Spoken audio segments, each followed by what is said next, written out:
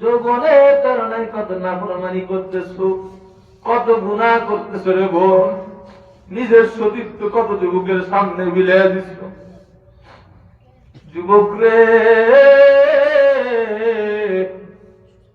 কোন অবস্থায় মালিকের সামনে দাঁড়াইবা,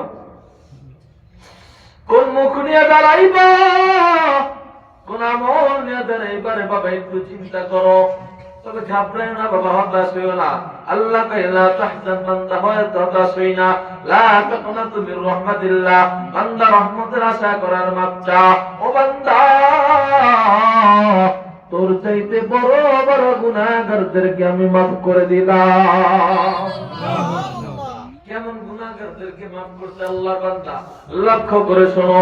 আল্লাহ নবীর একজন সাহাবী ছিল, আল্লাহ নবীর একজন সাহাবী, তার কর্মটা বেশি ভালো ছিল না।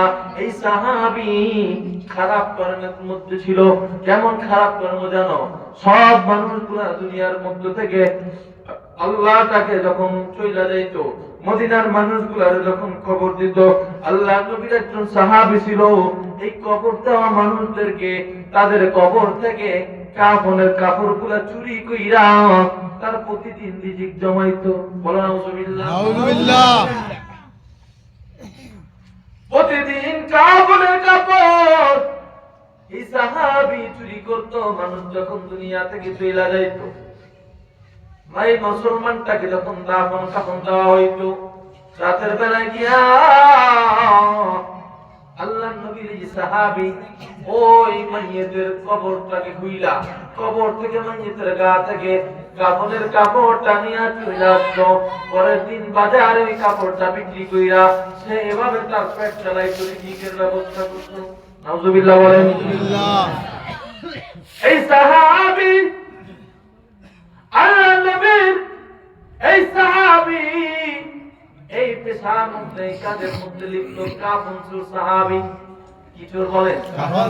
কাফনসুর সাহাবী এভাবে তার রিজিক চালাইতো, পেট চালাইতো।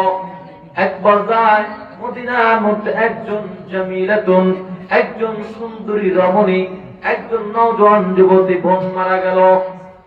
এই আল্লাহর বান্দী যখন মারা গেল, মারা যাওয়ার পর মদিনার মানুষরা এই নওজোয়ান যুবতীকে মুসলমানদের নীতিতে কাফন দাফন দিয়া, কাফনের কাপড় পরাইয়া, পাঁচ টুকরা কাপড় দিয়া আল্লাহর এই বান্দীকে কবরের মধ্যে জনমের মতো শোয়া দিল। আল্লাহর বান্দীকে যখন কবরে রেখে আসলো,